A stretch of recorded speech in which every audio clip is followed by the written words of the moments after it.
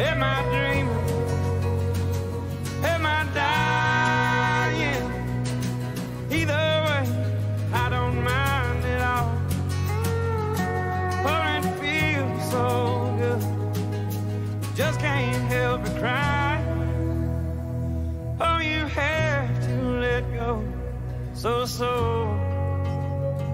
may fall.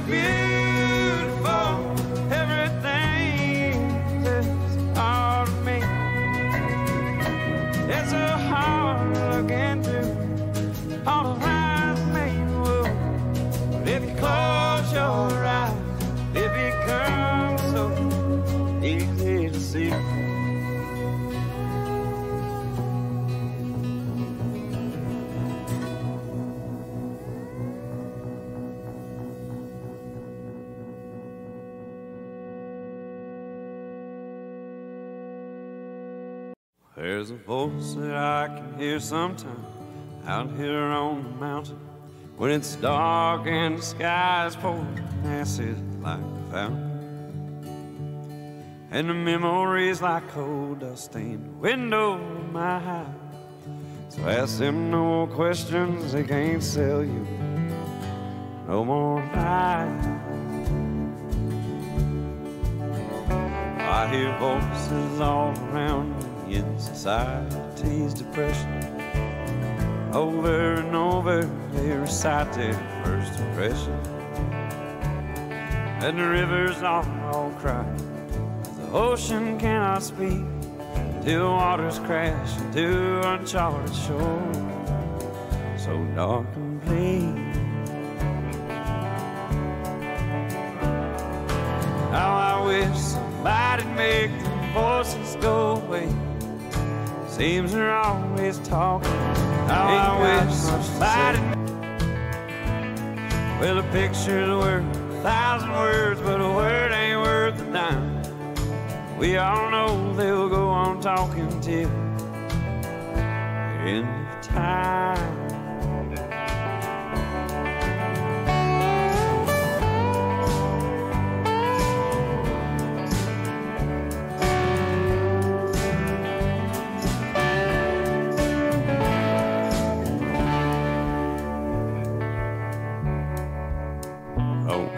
Sign of the times when it's always been this way.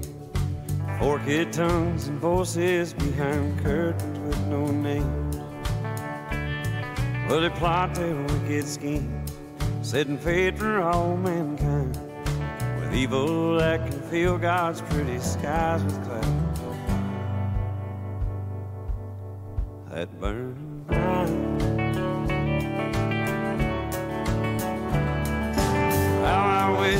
Somebody'd make the voices go away.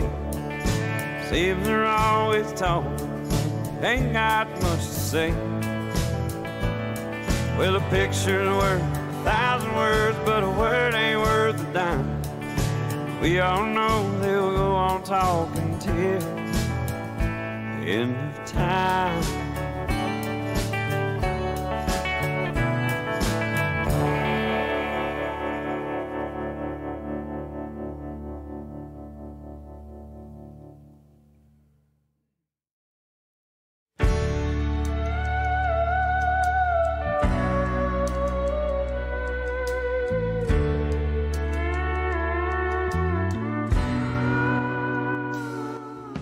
Decided to write a song for my hero,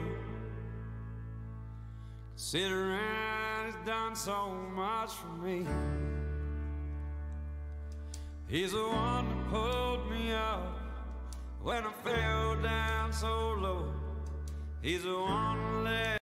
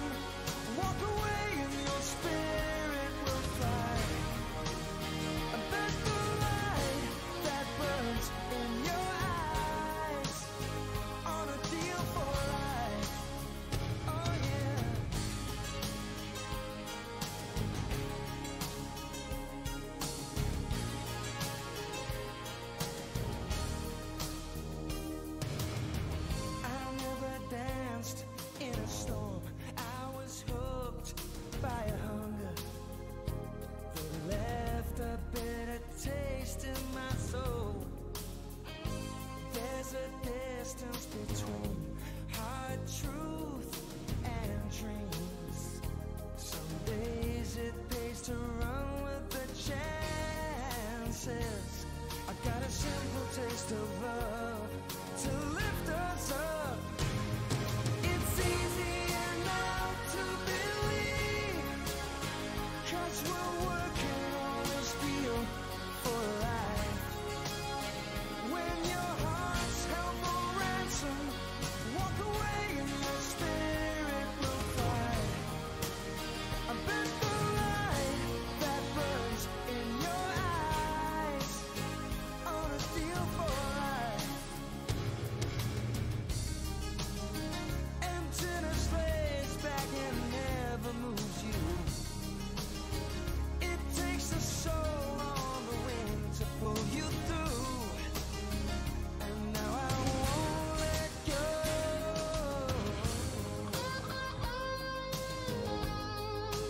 Won't let go.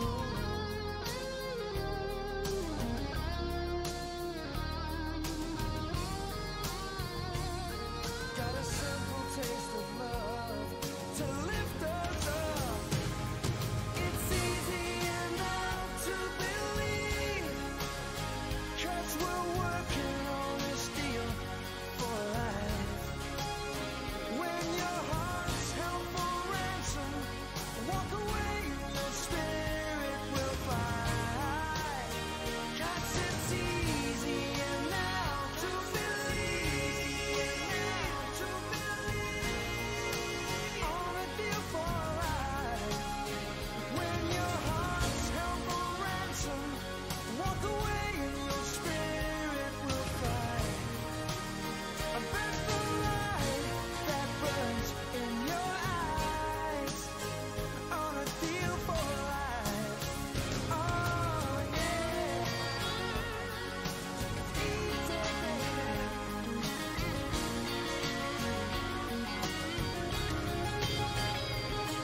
Oh, it's easy to believe on a deal for life.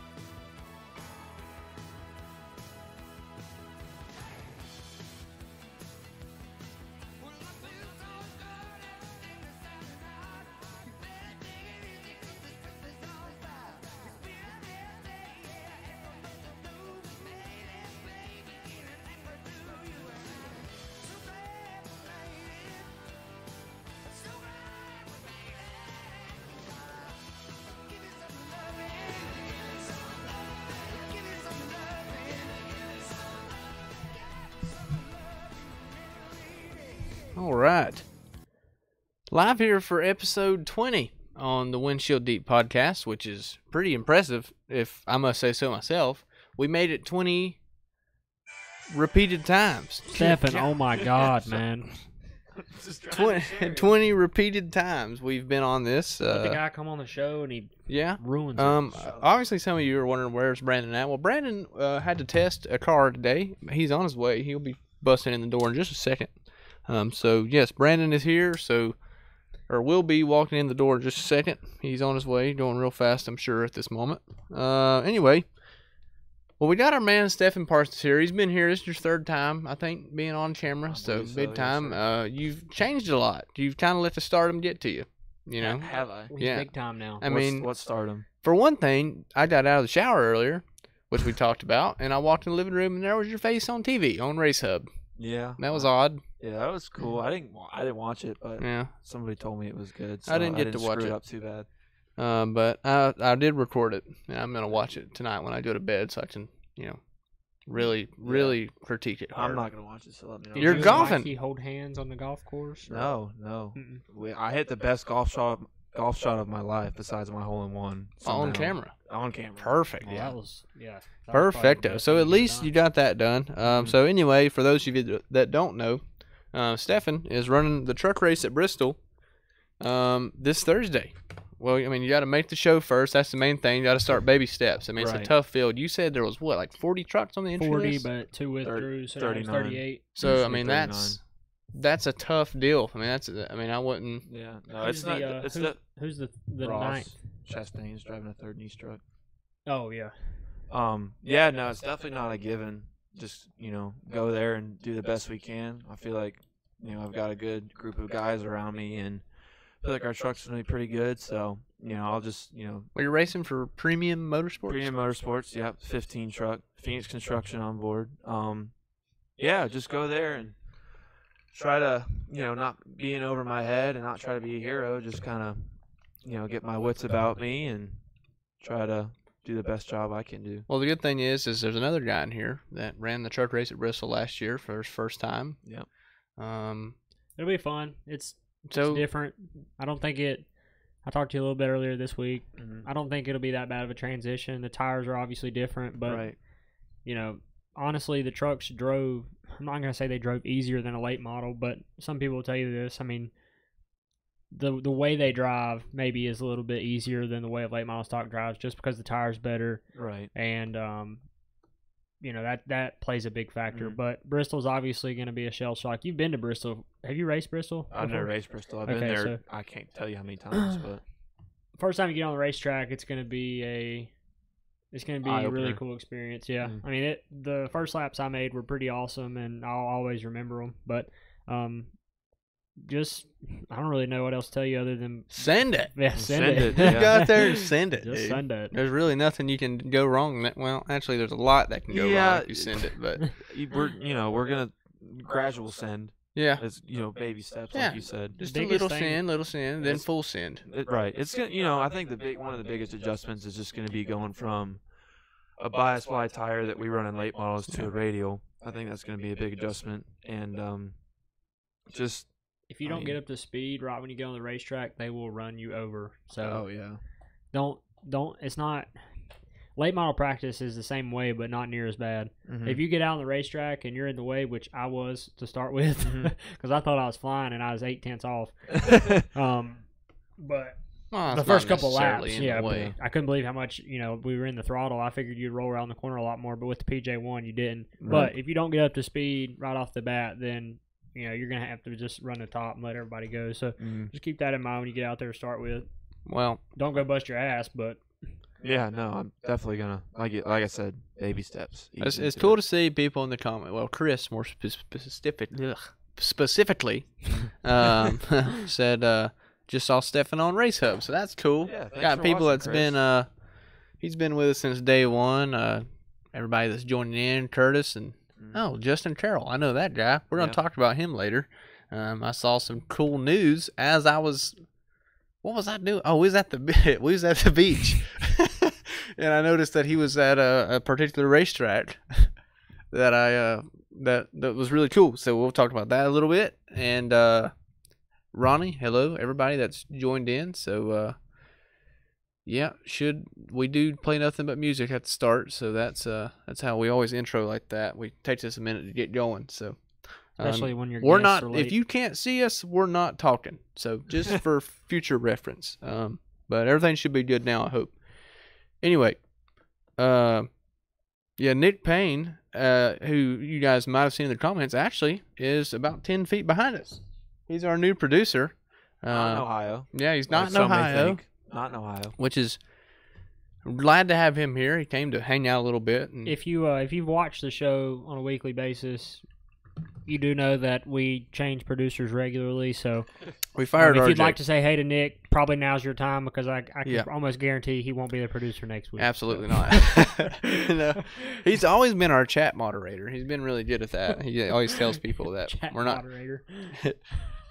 Anyway, so the next thing that I have, I actually, in case you didn't see, we got a new overlay here, and I actually listed some of the things we're going to talk about. Being the Throwback 276 race, Brandon's heroics, Stefan's big day. That sounds like a children's book. Yeah. Baby's first. Stefan's big day, Dylan's news, trivia, new NASCAR game, and Q&A. So that's kind of typical stuff. But anyway, some news came out on the new NASCAR, so I just wanted to touch that a little bit. But anyway, throwback recap. Now, the man of the hour from the throwback race isn't here yet. I guess he's on his way, unless he is he still on his way? God dang, Thanks, producer. He needs to fix his he needs to get his shit together. He's been on his way for a while, but he'll be here. We're gonna have Brandon here sitting beside Stefan, talking about his awesome night and the comeback win of the year for sure. The coolest night, the loudest cheer I've ever heard at Hickory. Sitting in a car on the back stretch. We'll get to that later. Why in the hell I was in a car on Saturday night. But anyway, the race recap. I guess has to be a good place to start. We'll talk about late model stocks. We'll let Brandon talk about the super race. So late model stocks. It was a very... Well, I guess we'll touch on my weekend first. I raced, as planned, I ran the Dean Combs Throwback on Friday at Hickory Motor Speedway. We showed up at 5 o'clock. That's when we were supposed to show up. There was no parking. All the limiteds parked on the front stretch and outside. It was crazy. No hauler parking left, so it was a crazy busy weekend. That led us into just a weird day all around. So we qualified terrible, qualified 7th. Didn't have a great car in practice, but it wasn't the worst I've ever had. Qualified bad. Got up to 3rd, I think, within about... I mean, it didn't take long at all. We got, or 4th actually. We got up to 4th within like 5 laps, and made contact with another car going into 3. And from my perspective, he came down and you turned him. Just straight up turned him. Well, we was all... You'll have that. Yeah, no, Stefan knows all about it, but he and I was told by many sources that were on his side that he made a mistake, and that's cool. I've raced against him several times, and he does a great job most of the time. He's won a race this year. He's a good driver. He's hard to pass. And we just, I guess we both misjudged the corner a little bit. I probably could have gave him a little room, I guess I could have went on the grass, but that'd been about as much room I could have given. And of course, with that being said, I got sent to the rear. That's how it works at Hickory and a lot of racetracks nowadays. If you touch somebody and they wreck, you get sent to the rear no matter what, which I think is bullshit. I'd have to agree. To be honest with you, I think if I got wrecked, I would be pissed off for sure. But that's how it's been for 100 years. And they don't do that in the Cup Series. Yeah, I understand if someone goes in there and blatantly dumps somebody and wrecks herself in the process, yeah. But, I don't agree with the call, but about every racetrack out there is like that now, and that sucks. And maybe one day they can collectively come together on that and change things, because that would have definitely had a better result for me. So, that was my limited race. We came home. I was pissed off because we didn't win. Tore into a couple beers and decided it would be a great idea to go try to make the Cars Tour race the next day. At what time was this decided? This was... borderline 3:30 in the morning. Okay. Well, I was going to say 12 to sound like a more politically correct person. But, okay, it's about 3 o'clock, and I was like, you know what, boys? It was just me and my buddy Oliver, who was my tire guy. Well, he kind of showed up a little late Friday. He just came to watch. But Saturday morning at 3 o'clock, we was like, man, let's do it. We can do this. Can't be that hard. We ran Hickory all year. We got to get our shit together. I was like, Dad, I don't know, man. These guys have been practicing for a week straight, and they're the best cars in the country. We might get our ass kicked here. He's like, dude, you gonna make the race? I'll be happy. I'm like, all right. I've also haven't been on stickers in 3 years, so it's a little different to run on stickers than it is on used tires, or 2 years. So anyway, I have never pulled so hard for someone in qualifying. So we roll in the track at what, 2 o'clock or some shit. We barely make last. I showed up. It's a limited. He didn't even make first practice. No, I didn't make second practice. Yeah, you did. You ran a few laps. No, we had 3 practices, right? I had to find a 650. No, we only had 2 practices. Okay, so I missed first practice and ran second practice. I thought there was 3. So anyway, yeah. I ran probably 10, 15 laps, and I did have an old set of stickers that was given to me by a buddy. And I say old set, it sounds weird, but they've been sitting here for, I think it was stickers in 2010 or some shit. So they're pretty old. Were they Goodyears? No, they were Hoosiers. So it was at least 2014. So I'd go out there and practice, and I got out there and practice, and it was, I was scared. I was like, Jesus Christ. I was like, I was scared at our result because we were like running 60s. I was like, dude, I don't know what's going on. I don't know what to tell you. My throttle hung a little bit.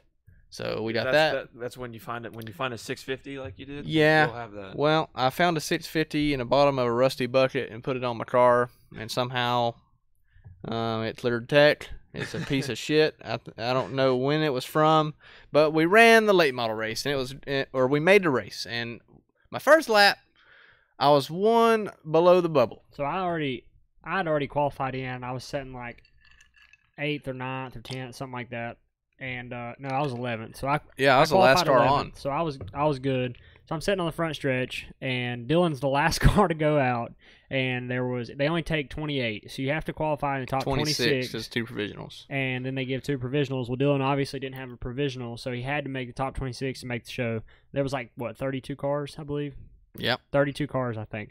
So Dylan goes out, in his first lap, he's 1 spot under the damn cutoff line. And nobody's second lap was faster than their first lap, so everybody thought it was I guess the wind kind of got knocked out of everybody. So Lee Pulliam was sitting right beside me, and I'm screaming for Dylan like it's a race. He come off of 4 and got sideways, and I'm like, Jesus. Across the line, he was a couple hundredths faster. Man, dude, it picked up boop. 2 spots made the race. Let's go. Qualified 25th. Yeah. Made the race by a spot, and it was really cool. It was cool to have people like that, not only you, but it was cool talking to Lee after we parked right beside Pulliam during the race or during the whole day, and that was cool because he was kind of pulled for us a little bit, and it was awesome getting some, because I kind of helped his driver out a little bit on Friday with how the system worked, I guess, there, and then Saturday it was kind of cool to park beside them because they gave us a lot of room, and we gave them a lot of room all day, in the pits. So it was really cool. But before we get into how the actual race went, I wanted to let Stefan touch a little. So Stefan wasn't there Saturday.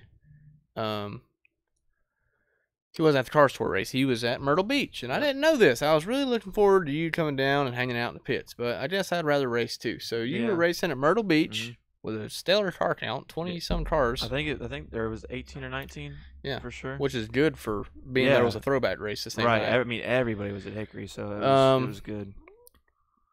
But yeah. So anyway, you had what? You drove for I drove for Kendall Sellers and AK Performance, which is who I actually started my racing career with in Bandoleros and Legend cars. And then I ran my late model out of their shop last year, so it was cool to run with Kendall and everybody at AK. Yeah. Basically, I haven't raced since November of last year at the Myrtle Beach 400 when I got wrecked and broke my foot and killed my race car. So basically, sounds like a bad night. It was not a good night. I've definitely had better. Probably the most memorable of your career. So far, yeah. Well, Thursday. Did you qualify on the pole? What's that? No, I qualified. So basically, Kendall has a Hatchcock car that he rents out or he runs himself. So I came to him. I said, look, run the truck race at Bristol here in a couple weeks. if there's any way we can, I'd really like to go down and race at the beach, knock the rust off, have a race this November, get a race under my belt this year before we go to Bristol. He said, sure, let's do it. They're already racing down there with Trevor Rizzo in the 8 car. So they were going down there anyways. So we go down there, practice a little bit, and we have just a 604, not an enforcer, nothing like that. So, we were down a little bit on power, but doesn't matter at down the beach. The beach, you lose a little bit in qualifying, but in the race, it's just fine. So we go down there. We feel like we're pretty good. End up qualifying about 6th. Milliken and Yarborough and all them with their. I think Yarborough had a built. Milliken had an enforcer, so they were pretty stout qualifying. It was twin 40s. So my plan going down there was if we qualify good, I'm going for it in the first race. I don't care about the other race. If we don't, I'm going to play the invert. So qualified 6th. I tried to play the invert. I think they either invert 7, 8, or 9. So I finished 9th in the first twin 40, and they invert 9. So I started on the pole. Oh, yeah, perfect. And we take off, and we were just a little too free. We were free in, tight in the center, free up off. And so the 94, Jamie Weatherford, he ended up catching me with like 5 to go. And we duked it out for the lead. And unfortunately, Stephen wrecked him. I wouldn't say that. No, and we're No, gonna he didn't definitely. Jesus Christ, the man of the hour has just walked in. There's footage of it on the interwebs. Yeah, we're gonna show. I got a social media segment tonight, so I want to save it for that. That's fine. But we'll show what happened. Talk about it later. But Stephen should have won the race.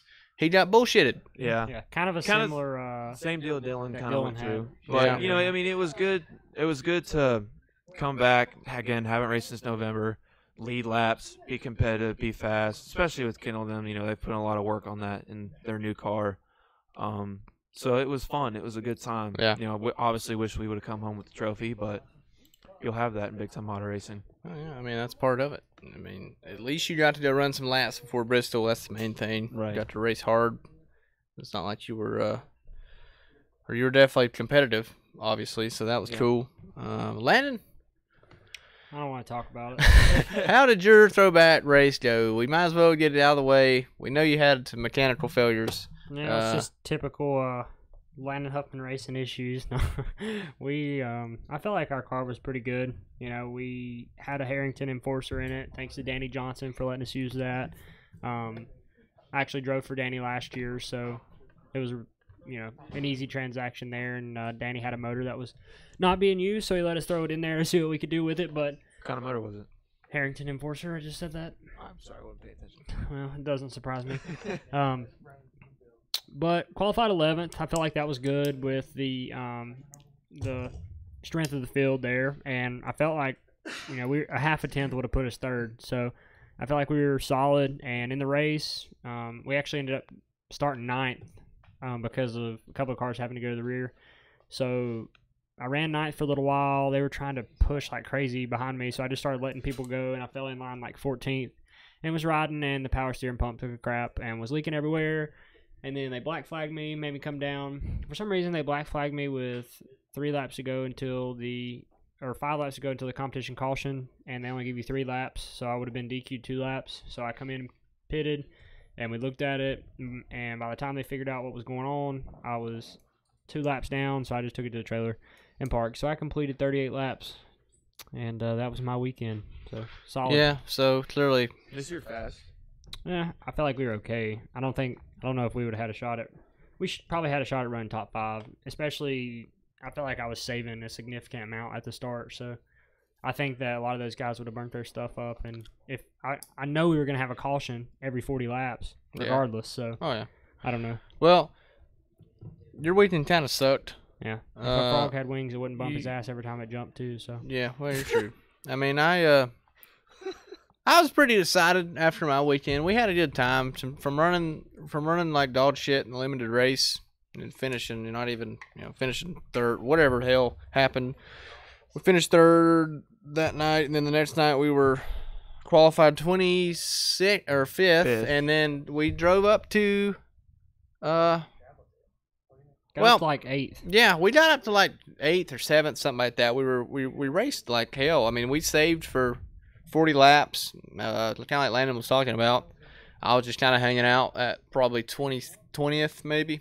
I passed a few cars to start the race off with, and just rode, and then finally, after the competition caution, I just started picking cars off one by one, and at one point I was like, man, am I going too hard? Like, are these guys saving that much? Am I looking like an idiot out here?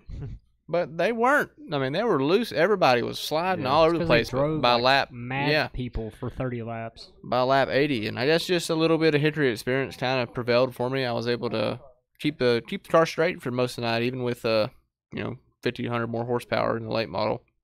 So it was cool. I was a little worried that I would, some of my late model inexperience would show as far as not being able to keep the tires on it, but I actually felt like I probably had one of the best tire managements out there, aside from the guys that ran, top 5.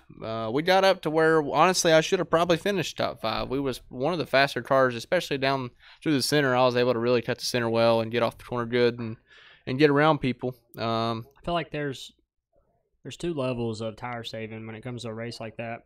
The hardest part is if you start 10th on back and try to save all those guys in the middle towards the back that don't understand how to save are going to be going like hell. So you have to let them go. Well, by the time you let them go, you're setting 15th to 20th, and you got to track position. Yeah. But if you start in the top 5, it's much easier to save, especially at Hickory, because people aren't going to be able to throttle you that much up front, and those guys are just riding too. So if you can fall in line and get spread out those first 5 or 6 laps, then you can just ride. But it's a lot tougher out back. So I felt like what you did, being able to start back there and then you methodically made your way up to 7th or 8th. I feel like that was pretty damn solid. And then it was fun. I think between you two and Josh Berry, there aren't many more people with more laps at Hickory. So I don't know. I don't have that many, honestly. It might kind of seem like that. I mean, the Charlie Watson was there and Austin McDaniel was there as well. Them guys are probably that late model field. I would say Josh, Austin, myself. That's probably Charlie. And Charlie probably doesn't have. I bet I have more. Charlie, than Charlie. You probably have more than Charlie. Yeah, but probably us 3 probably have the most of all the people that ran there. Regardless, I've been racing there for the most part of the year, even if it was limited. So, it was cool. I was humbled to race against some of the guys that I've always looked up to. I got to race with, I didn't really get to race with real hard with most people. Usually just a couple laps and they let you go. They race you pretty respectable in the car stores. That's one thing I will say for sure. Going from limiteds to running a car store, they realize if you're faster and they're not going to beat the hell out of you on lap 60 for 8th place or 10th place or whatever. But at the end of it, we got up to 8th or 9th or 7th. I don't know what it was. I was battling with the Junior Motorsports car, Sam Mayer, and I got in a little hot, honestly. I got a little free in, and I either could have spun out or wrecked him and saved myself, and I just spun out. Dylan was coming, boys. Well, he was coming. I think we was going to finish top 5, but I really wasn't. I'm not that kind of guy. Like, I'm not really the super aggressive driver. I'm usually pretty calm and laid back, but he was running the top really well, and I wanted to get rid of him fast, and I just got in a little hot, and it's probably one of the things that from running limiteds all year, being able to drive in further, I thought I could push it a little more, and it got loose enough to where I had to correct it, and it was like, oh, I'm going to hit him or whatever. So I spun myself out, went back to 20th, and came back up to 11th in 20 laps. So did you finish 11th? I didn't even remember. 12th. 11th or 12th. I can't remember. Yeah, 12th. But the 2 guys that finished right, I felt like you got back in the top 10. Whoever finished, the guys that finished 10th and 11th, both put right rear tires on right before. Oh yeah. So I was like, what the hell? Yeah. But so technically, we finished okay. We had a lot of passes. Probably passed more cars than anybody there, which inadvertently, shouldn't have been that way. But it was cool. If you would have been able to finish, 5th. If I'd have passed Sam, I'd have got the hard charger. Yeah. Award, yeah. So regardless, it was really fun. I got to race with a lot of guys that I've looked up to and watched for the last few years. The guys that we talked about on a podcast every week. So, I mean, that's cool racing with people like that. It means a lot to me. So, there went my phone. It just exploded. Anyway. So, Dylan finished 11th or 12th. Yeah. And didn't know I was racing. So, it was pretty cool. Dead last. So, that was a solid effort. But there's a guy here that did pretty good. Yeah. And I think it'd be a good time to pull a chair up and have Mr. Brandon Setzer walk up on the stage here and ladies and gentlemen. Look at him. He's asleep. Come on, son. We got you Wake up. right here. Now you guys are share the newest great y'all are American tag teaming hero. y'all are tag teaming a mic. That's fine. The cool part is this is the last great American hero, Brandon Setzer.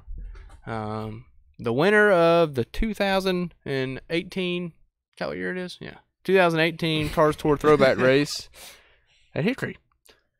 I'm good, Mike. I'm good. Have you let the fame get to you, or are you doing pretty good? How's life been treating you? Pretty good. Yeah, oh yeah. No, it was a big weekend for us, man. The crowd was into it from the get go during driver intros, and man, even the crowd went crazy. So it was wild. Starting this off, I told you however many months ago, back in May, that the incident that occurred probably could be the biggest thing for your career.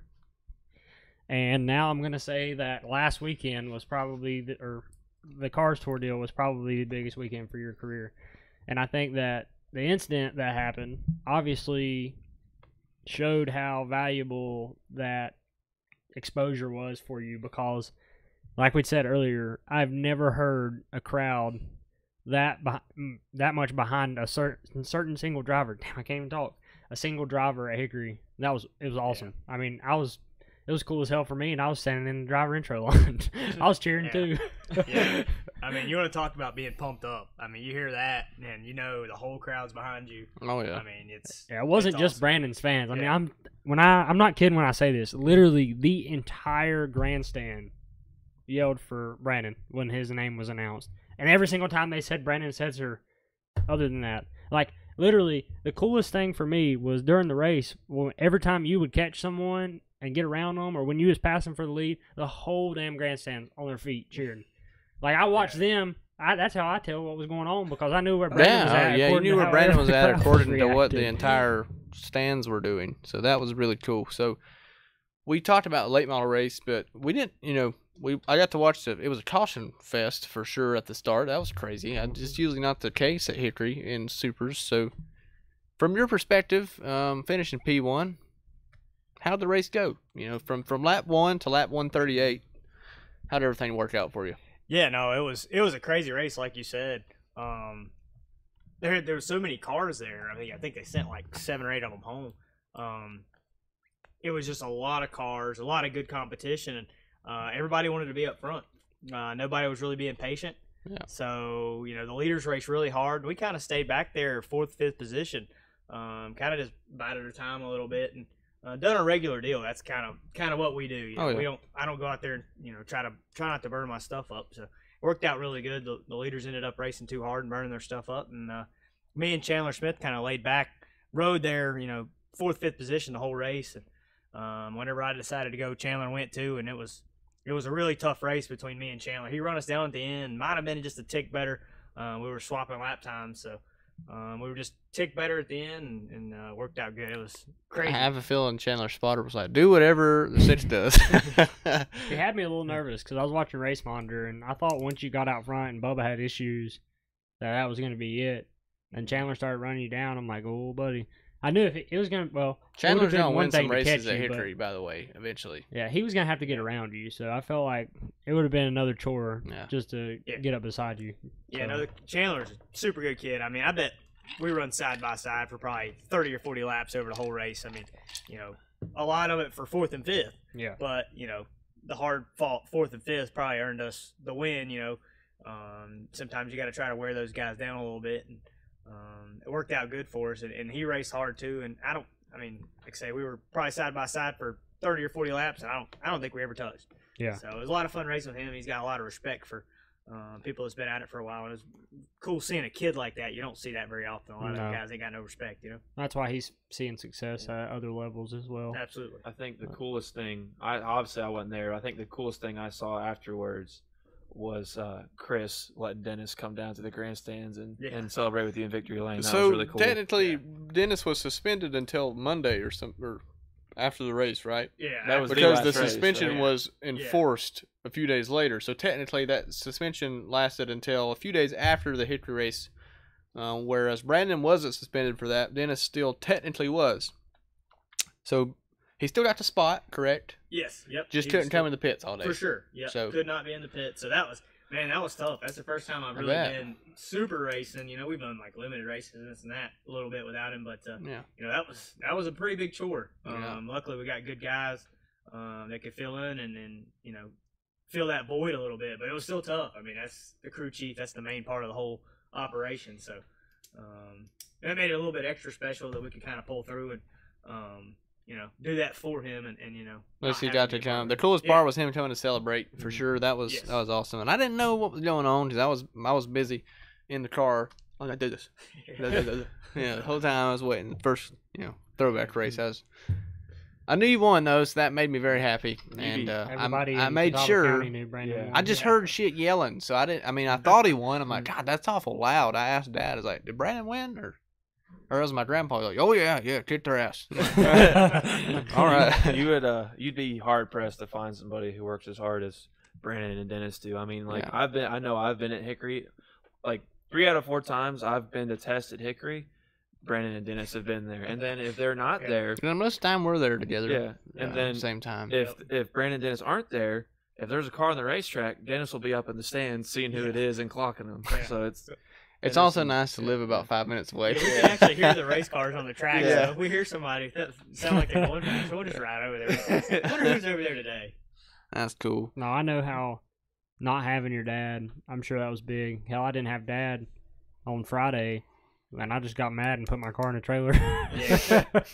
I was so aggravated Friday, but you know, it's huge when you have someone that, you know, you count on at the racetrack and stuff, and then they're not there. So that probably made it even more special to be able to win like that. So yeah, no, absolutely, it was a super special moment, and it was definitely big in my career. Like you said, it was a lot of fun. How many Cars 4 wins do you have now?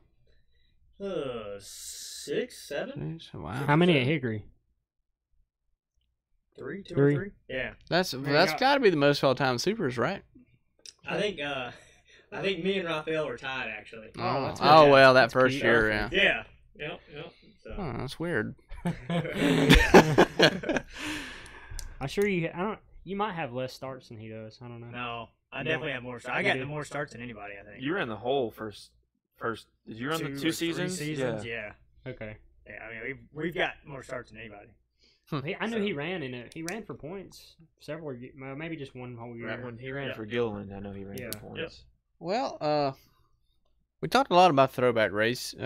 Speaking of that, what was y'all's favorite throwback scheme for that? Hickory? Yeah.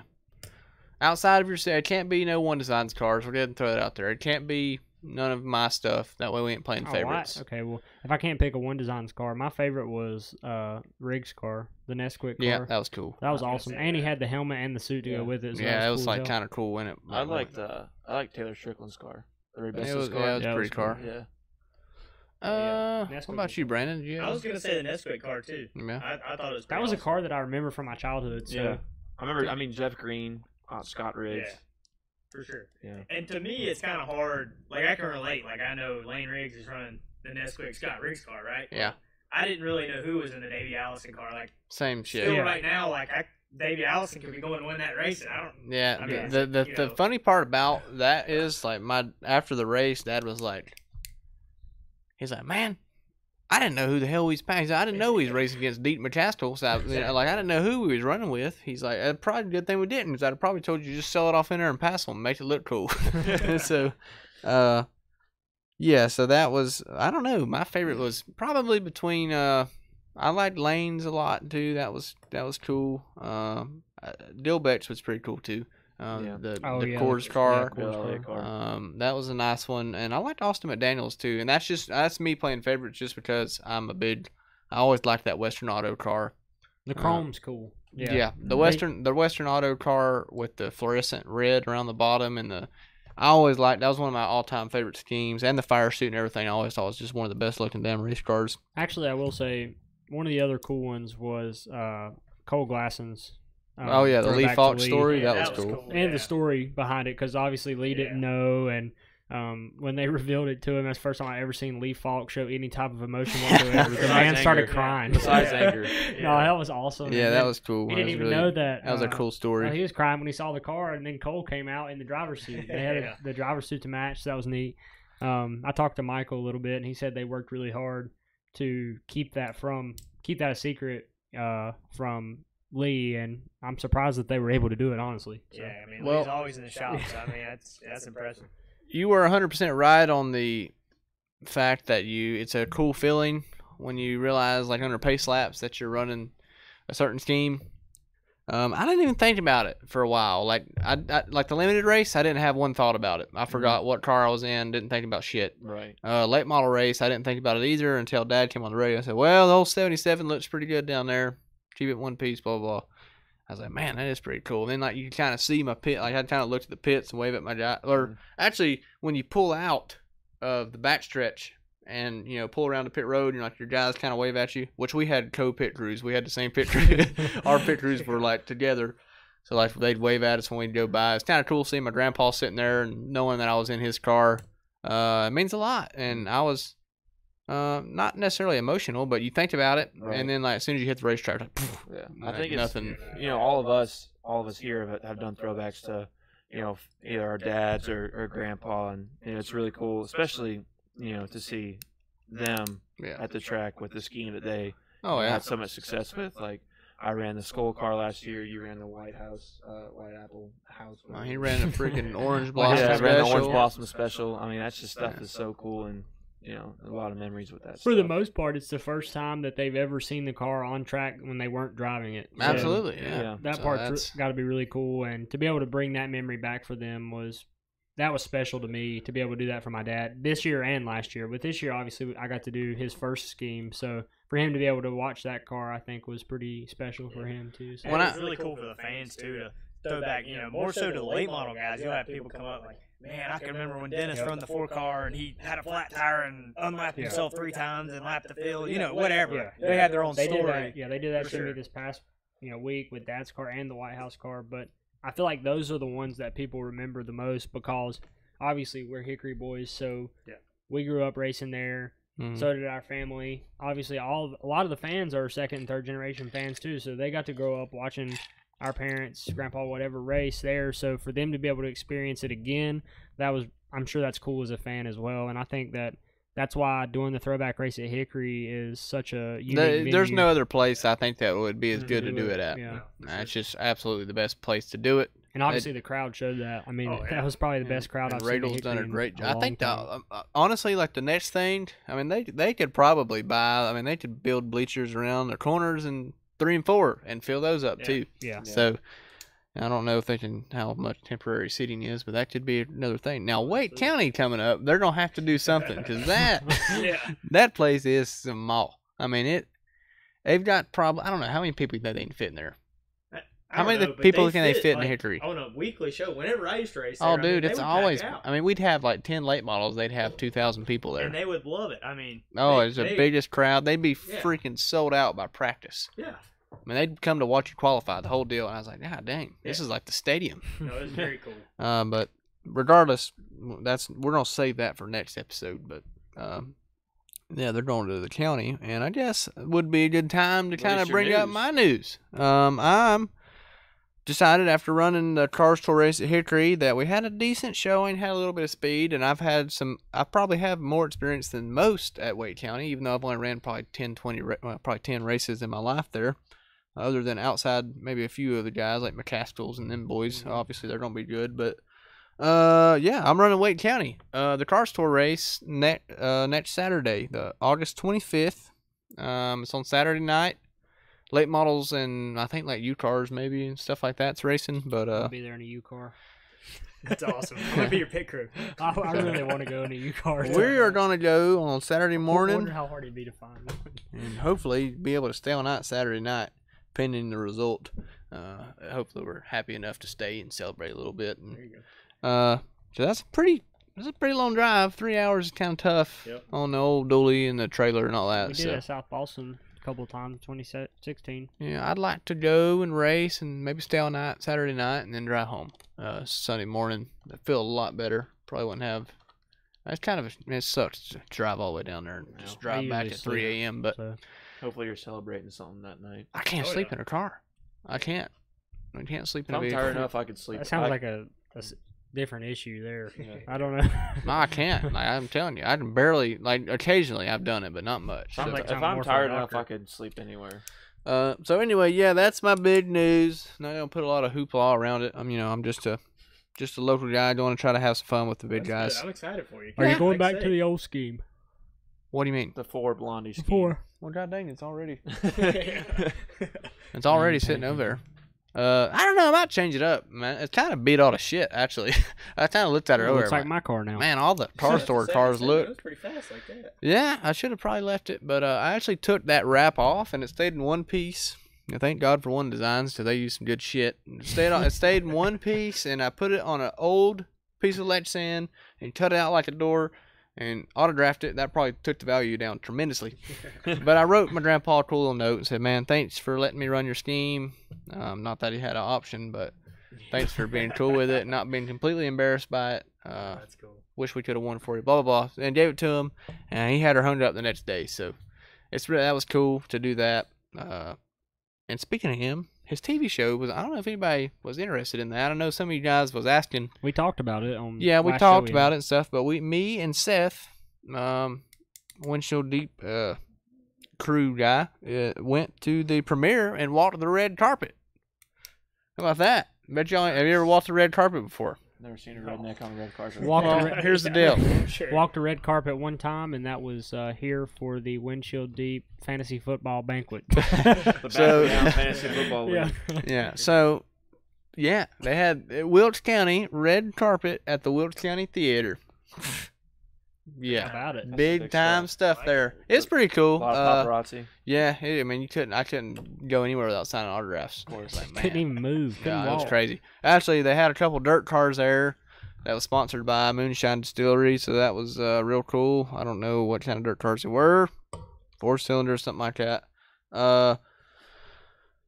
But we got to watch the episode, and he was on for like the first 10 minutes, which was really cool. I mean, it's a national televised show on the Travel Channel, and that Andrew Zimmerman, I don't know if you guys watch any of those shows. He's on the Travel Channel all the time, trying all these weird foods and stuff. But he went to Wilkes County and tried hog jows, brains and eggs. Oh, Lord.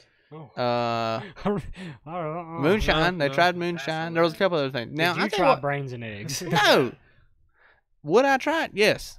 Because a lot of people in there told me it was real good. It tasted like scrambled eggs with like ham in it. I mean, it is pig. It's Well, not the same part of the pig. I don't know. I mean, I feel like the brain might be pristine meat. Brain? Brain, liver mush. I mean, the further up you go, the higher price the meat is. So, I mean, God dang, you ain't getting no higher than that. If you think about it.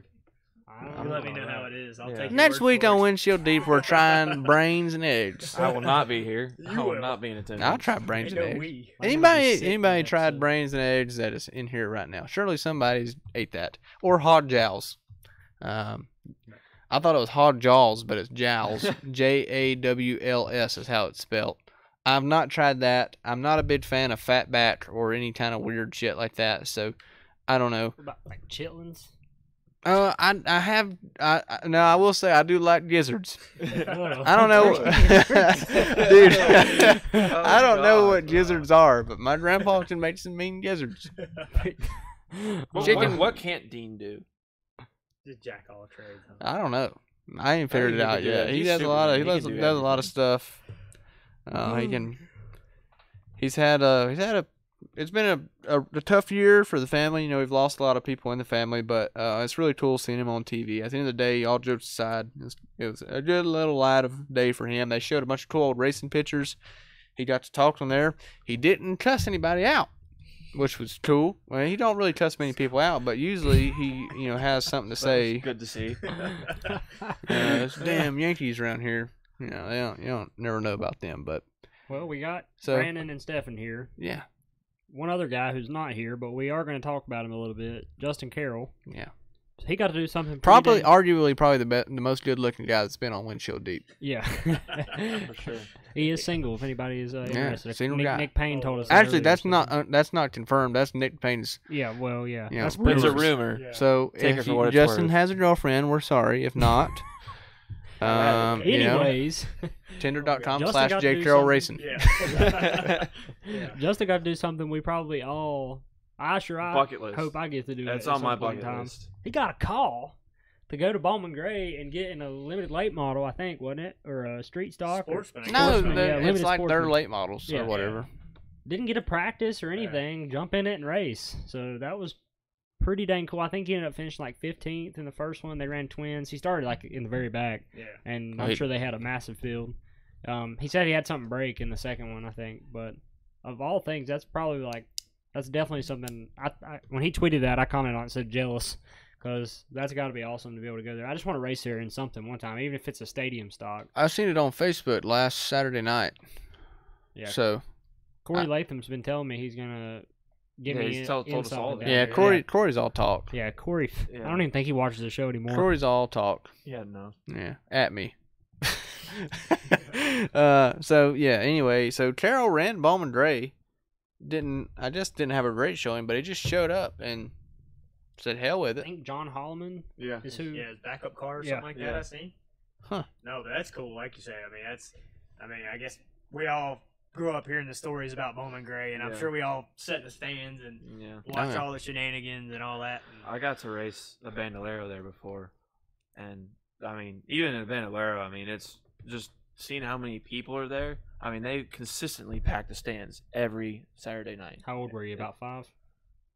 No, I was 13 or 14. Oh, dang. Yeah. Okay, Yeah. late bloomer there. Yeah.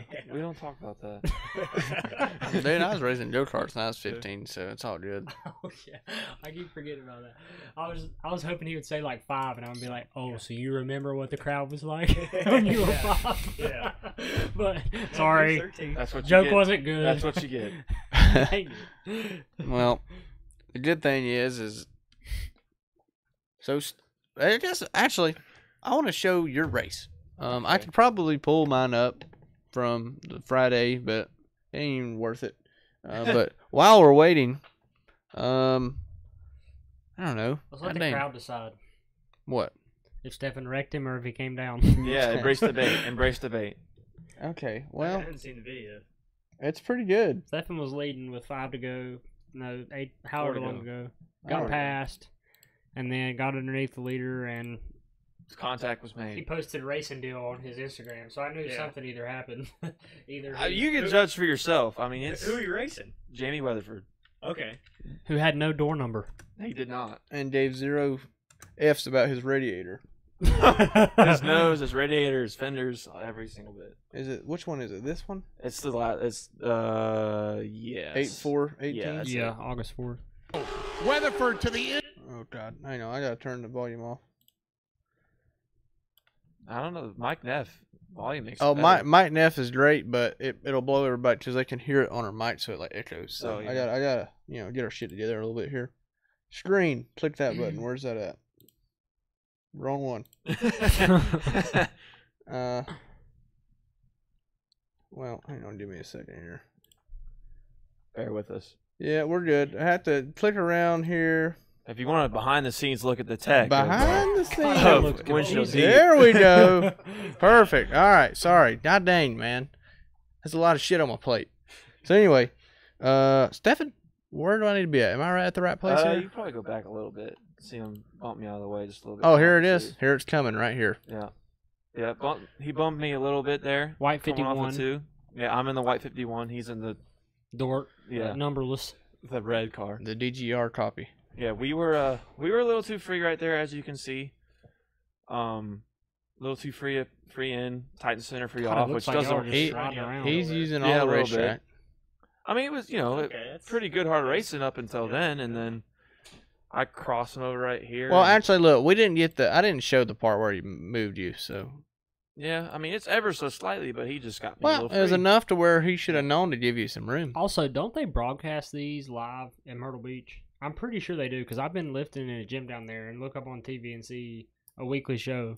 Yeah, broadcasted. That's pretty cool. Yeah, I was in the gym too, lifting, and I seen it too. Yeah. Actually, I was at the tiki bar. I see it. At the what bar? Here we go, tiki bar. Okay. All right, So yeah, he gets under me there. that's where he moved you. Yeah. So we'll fast forward a little bit.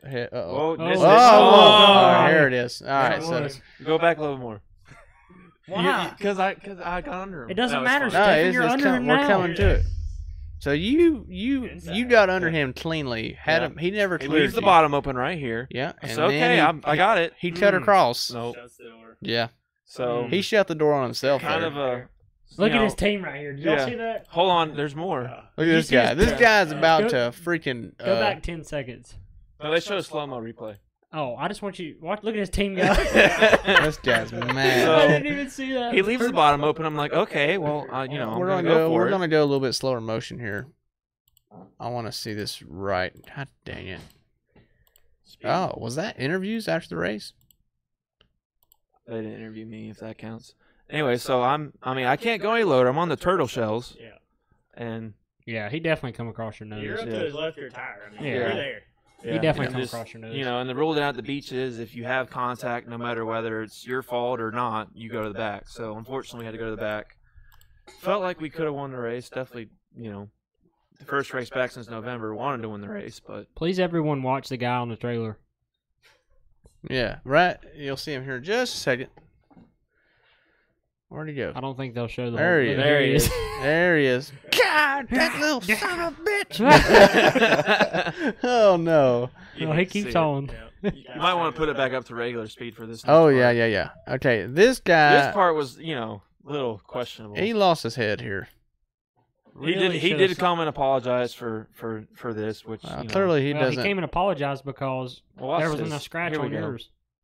Yeah. Oh yeah. Yeah, that's dumb as shit. But the best part was not a scratch on the back of my Oh car. yeah. Yeah. Jack the spoiler up a little bit.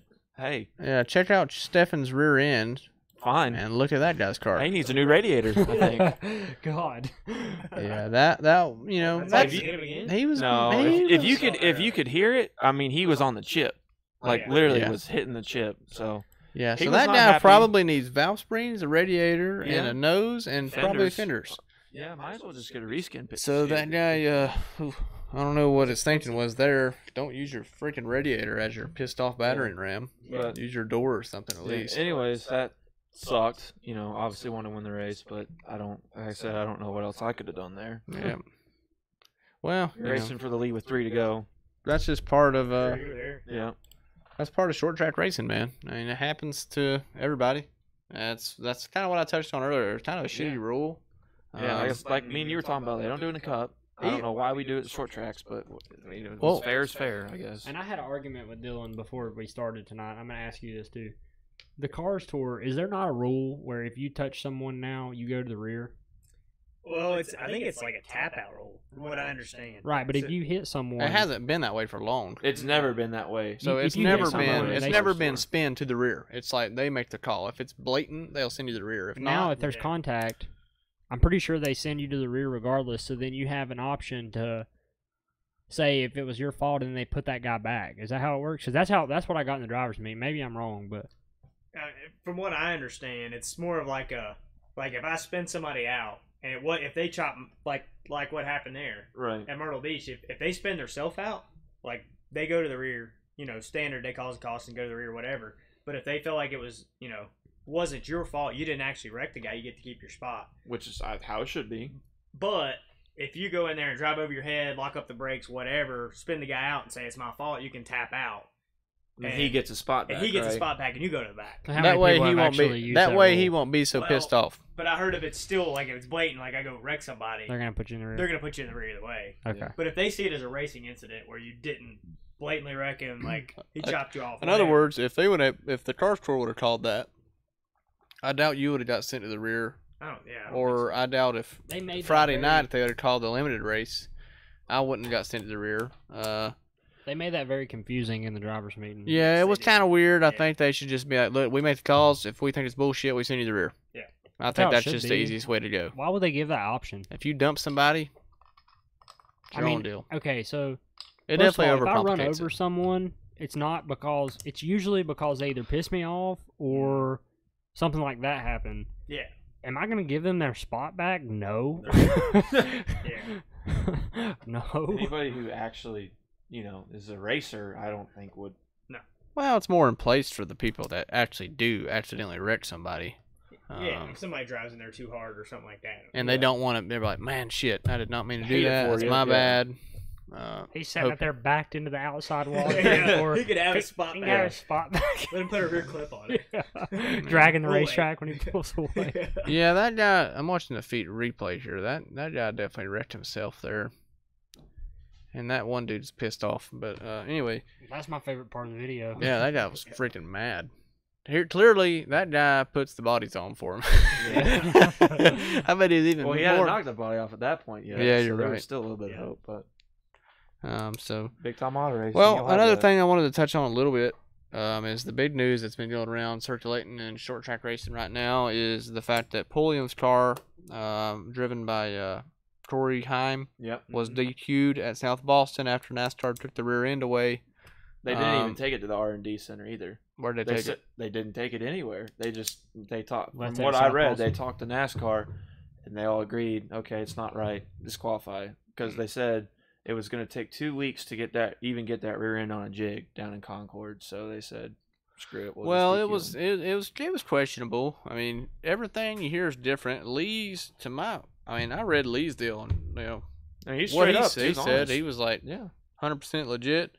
I respect the hell out of Lee Pulliam. He's probably the greatest late model, top 3. He's Mount Rushmore late model racers of all time. Absolutely. So, No question. who knows? Everybody's got their own opinions. Some people hate winners, so some people are gonna cuss about it and say what it is. But I mean, it was wrong, was it not? From what I heard, It was a very gray. it was area. gray. not I mean, it was wrong. totally like it's not necessarily wrong, but it's probably I it was. think what they're trying to do is to Make set it a wrong. precedent. They're trying to make it wrong. Yeah, exactly. So people don't do that in the future. Because Yeah. they're building a stupid amount of skew into them. I heard it wasn't a stupid amount. I heard it was very small. But I mean, enough. But from what I understand, I don't think there's any kind of skew rule. There's No. a tow rule. There's toe and camber rule, but there's But not the toe a skew measures rule. are correct. It just has. The tow measure's correct. One's in, one's out. It's just how it's Just- mounted. I mean, if you check the toe on the front end, it's 2 tires. It takes two tires. You know what I'm saying? Yeah. It's not. So if one tire's if one tire is pointed to the right and the other tire is pointed to the right, they're both gonna. And you measure the toe. correct. It's Yeah, gonna be even. that's what I'm saying. Yeah. So But in line with, the front tire. Be interesting to see what they do moving forward. Then I'm just reading some of the feedback. Carol said 51 turned him. Corey Latham's here. He'd have to agree with you, Oh man, this is what do we got here? Corey. oh god. I'm gonna keep my mouth shut. Weatherford has been racing for 25 years there, still hasn't figured it out. Ronnie Evans said dickhead. This is the best part about the show is when everybody weighs in on stuff like that. So yeah, anyway, that was but back to the Pulliam thing. Repco inherited the win. Yeah. Both of them, right? Yeah. That's cool. Mhm. Good for Ryan Good for and Win's a win. the Forrest Reynolds team. What is that? Travis- About their that's- 450th win That's this year? the first time. Yeah, for sure. So my understanding, that's the first time Ryan has raced in a month or two. So I mean, good for him to come back and win. Well, also, I mean, Philip Morris and Peyton Sellers were also in that race. What happened to them Yeah, guys? they Must just got have- outrun. yeah, Really? I mean, Corey Haim, it was his first ever late model stock race. Never set in a late model stock before. I don't know that he's ever won a super. He's run competitive in supers. But, Yeah. I mean, went out there and He's only flat like out. 15, ain't he? Yeah, he's young. Yeah, I mean, shit. He went out there and flat out put it to Philip Morris. I mean, passed him clean, drove by him. and what they had going on with the rear end that's not the reason why he won. No, zero advantage. Yeah. Absolutely not. It's nothing. It ain't The like left it's. side was beat off of it. I seen that, so they had to have raced hard. Both sides. Yeah. And realistically, we've all probably been our rear ends, Yeah. knocking wheels with people. But like know. an eighth, not however much they said it was. That's what it was. That's what I heard. Eighth on each side. Everybody talks. You hear different stories. There was an article whenever it first come out that it was like 3/4 of an quarters inch. of an inch, Yeah. like 3 degrees or something. Like you can't, unless you actually know from the people or the Yeah, tech 3/4 people, of an you inch. don't know what the actual numbers are Right. and all that. Well, you got the finger, Carol? From who? The whole madhouse? God dang. What'd you do that for? I ain't been there before. Missed the driver's meeting, had to start shotgun on the field, and then he said, laughed my ass off. No girlfriend either. So he is single. Correct, he's single. The best looking guy on here. So Code red. we've also got Corey's here for the free beer. Jesus, this is going south in a hurry. You guys, here comes I think it's time to thank our sponsors. Yeah, now's a good time to thank everybody. Yeah. But for real, we got to thank McAllister Precision Marketing. Tanya's been helpful and got to know her very well at the racetrack. Got to watch some of her cars race with her, like Cole Lassen, who did very well. Didn't get to see Ludwig or any of them guys race this past week. They didn't come to the limited race, but I'm sure they've got a lot more planned for out the rest of the year. So if you're looking to get your start in late model short track racing and need some help marketing wise, and you're like me and you sucked at that, call Tanya. She knows what she's doing. Clearly she's got a lot of drivers up through the ranks. If you've been very lazy lately, haven't washed your car, it looks like hell, inside is dirty, go to Dexter's Detailing. Or if you're looking for a job, because he fires everybody. Every time. At least once every time I go on Facebook. Yeah, Dexter needs to hire somebody too. So if you're looking for a job or you're looking to get your car completely the best cleaning job in the Hickory area, go to Dexter's Detailing. Carolina Custom Golf Carts, always the greatest golf carts. Got to use those at Ocean Lakes every time we go down there for sure. Always got the best looking stuff. William and all them Houston boys. Blondie's Restaurant and One Design Wraps. So all of our great sponsors that's helped us out to this point. We're very thankful, and we are going to continue to be idiots on Facebook Live. So you know how it goes. We're pretty much everybody's used to it at this point. But yeah, I guess it'd be a good time to kind of close her down a little bit. We'll do some Q&A stuff. If anybody has any grand ideas. Is Weird Beer on the schedule today? Weird Beer can be on the schedule any day of the week. I've always got Weird Beer. We could do that. You want to do some Weird Beer? While he's Wait, he's not. No, he's not 21. He don't have to do it. Us three are. He can watch. Oh, okay. Well, I didn't want to put him in a weird spot. I don't care. Okay. We'll get him a Capri Sun. Okay, yeah. Right. A lemonade. No. Yeah. I got a great Anyways, right here. Brandon, what's next for you? Well, let's talk about our plans for the rest of the year. None of us talked about that. Brandon, you didn't run South Boston's past race, did you? Yeah, no, we were in South Boston. Yeah, blew a right front tire. Oh, okay. Did you hit the wall? Yeah, we hit the wall pretty good. Damn. I'll be damned. Yeah, no fun. Hurt the car? Never is, yeah. What? Did it hurt the car? A little. I mean, right front suspension. Luckily, where it blew almost on the straightaway coming off of 4. So you're hauling ass there too. So oh man, it's fast. Yeah. What kind of lap times? What was like pole time there in the supers? I think the pole was like a 14:30. K&N cars got around there pretty good too. Yeah. Yeah. Super's obviously faster, but it's bad fast, man. It's got way too much grip. Yeah, it's to the point where it's got so much grip where you don't feel like you're going that fast until something starts happening. Mm-hmm. Whether you're racing somebody really hard and you get sideways or you're wrecking, then you're like, man, I'm flying.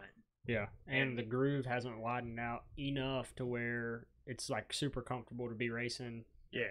So South Boston's a narrow place, man. Even when the groove's widened out, like the straightaways will jump out and bite you. Yeah, you spin on the straightaway there, you're hitting a wall. Oh, for sure. Yeah. Figured that out on iRacing. Nick said earlier, our moderator said that actually Majeski's tapped out at Slinger before, Slinger Nationals, when he spun Pollard out, and Pollard kept a spot and won the race. That's impressive. So the tap out rule is in place a lot up north, if I'm not mistaken. I see a lot of tracks that I've heard about it. They kind of. I just don't know how I feel about that. It's a weird rule, but I mean, I guess there's really not much to lose off of it. I guess I should be more. I was about to say, Ty Majeski's a little more. I think he's a better man than I am in that situation because I don't know if I would. Because he probably gave up his. Well, if he was going to the back anyway, then I guess at that point. Yeah, if you're going back either way, that's a different story. I don't know. So what's next for you? So, what can you tell us?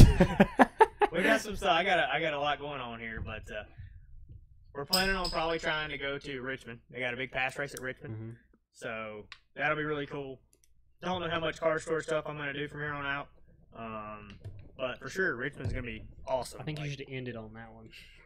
What's that? I think you should end the car store on that one. Yeah. Oh, yeah. End it on top, for sure. No, but, I mean, I like the car store. I don't have nothing against them. We didn't really like the way we were treated on, this and that, whatever, obviously. But, they definitely do a good job of marketing and all that and put on a good race. So, well, I liked how you came in like all secretive. And the good thing was we almost revealed it on Windshield. We knew it. We could tell. We was like, man, that little shit. We know he's racing. There's no way he wasn't going to race. And we was like, man, it would be cool to come in like behind the scenes, not let them use you as a promotion or anything, not let them use the fight as promotion. Yeah. And I think that was the best way to go about it. And came in and you still kicked their ass. Yeah. Like you said. You still had everybody there watching. So that was awesome. Everybody's pulling for you. I think everybody knew we were coming. Yeah. Yeah. I mean, that's pretty much. I mean, I guess they already knew, but. Yeah. I mean, you did a great job hiding it. You didn't tell anybody anything like that. It was worth filing that late entry. Yeah. Also being there on Friday. Yeah. I mean, obviously nobody's going to come really on Friday for car store wise. A lot of the limited people came out to watch. Yeah. But being there on Friday, I'm sure brought in more people for Saturday. Yep. As far as you go. But so you got Richmond. Stefan obviously is making his truck debut Thursday night. I'm going to be there. 8:30 comes watching. Did you say you had me a hot pass or not? Yeah, my brother-in-law got you on. Perfect. How about it? All So right. me and Dylan will be there watching. Dang it! Now I got to drive all the way to Tennessee. Watching, right? I hope so. Okay. Hopefully you're there watching and not working. So then. It's the next morning that I'm worried about. The good thing, here's the deal. We can take my truck as long as you drive me back because there's an Old Smoky Moonshine distillery thing there. I don't really want to drive back. I guess I was going to have to drive, period, so. Yeah, well, it's like kind of like you can use mine, or I'll buy your. How about I'll buy your? Night? Yeah. Do you want to drive my car? Can you drop us off in Hickory? You want to leave your car up in Bristol? Tell us a little bit about this, Stefan. Man, yeah, man. I'm pumped up, man. Right? Yeah, I'm pumped up. We've a lot of hard work's gone into this deal. Like I was saying earlier, I feel like I've got a good group of people around me. I feel like we're gonna have a lot of good assets. So obviously, the first order of business is to make the race, qualify in on time. So are you? I know we talked about this a little over text the other day. I'm 23rd in owners points. There's 39 trucks, so it's not a guarantee. So right. So if it rains, I'm in, but it's not going to rain. So I really just need to qualify in the top 27, just to eradicate. Is it 26, 27? 27. Yeah. So just qualify in the top 27 and eradicate any. Make it to where I don't have to rely on points. So that's the plan. Field's probably a little bit tougher this year than it was last year. Last year, I think we had like 37 or 38 on the entry list, but I think there's more quality trucks this year. And I feel like a couple of trucks aren't going to show up. Like, I don't think Jennifer Joe's going to bring a second truck. And probably 2 or 3 that won't. Yeah. Harmon's truck. Speaking of Jennifer Joe, how about the fiasco on Twitter? Mm-hmm. That's pretty... with Noah. Yeah. Yeah, that was a funny exchange. No, I mean, he was kind of. I mean, no, I didn't. So there's a video. There's a video going around of it's a funny video for Jennifer Joe Cobb, and okay. I mean, it looks. This kid obviously He's trying hard.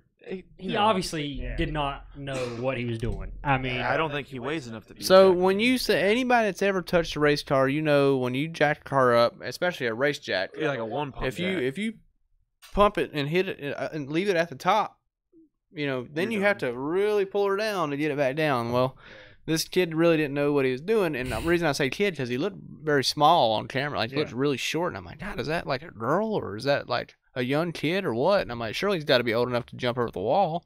So that's why I got humor in it. I don't know if we can pull that up after the break. But anyways, Jennifer Joe replied to Noah's tweet and basically called him out. What did she say? All I seen was somebody else replying. I didn't even see hers. She said, "I can pull it up." I didn't even know she did. I don't want to paraphrase. I want to get it word for word. Pretty much, there was a video of the kid jacking the car or truck. I mean, and he was struggling really bad. It took him 40 a good 30-second, half a minute to. Noah posted it. Here we are. Twitter. Jennifer Joe Cobb. Oh, you got it. And he said Mondays. There it is, right there. First one. Okay, yeah. Where? You got to click on the link. It was funny. Like, it was a funny tweet, but, I mean, I think people took Kind it. of in bad taste. The kid's trying hard, but whatever. Well, we need to go to Noah Gregson's. That's it, right? Well, here's what I can't Jennifer click Joe it. said. No, that's it. That's what he said. Well, I want to watch the video. Well, anyway, Jennifer Joe said, "Sorry, we don't have your millions of dollars, professional pit crew, and fully serviced equipment every week. I do see the humor. However, I do also see a kid wanting to be in this sport, working his butt off every week, and when something goes wrong, jumping in there and giving it his all." That's what she said back to Noah Gregson. Can you click the link underneath it? No. Well, I guess I could. I mean, I don't see anything wrong. What she said there. I mean, Yeah. No. She's in the right. She could have threatened him, and she just, was very professional about There, it. There it is. here. Okay. Well, before. Hang on a second. I'm trying not to laugh. I mean, it's just hard not So to. somebody should have probably gave this kid a little bit of instruction before they sent. Yeah, okay, yeah. First of all, where is the actual person that jacks this truck, for one thing? I think it's the guy on the left rear. So anyway, here we go. This is the guy trying to jack the car up. To me, like, that guy looks young, man. That's tough.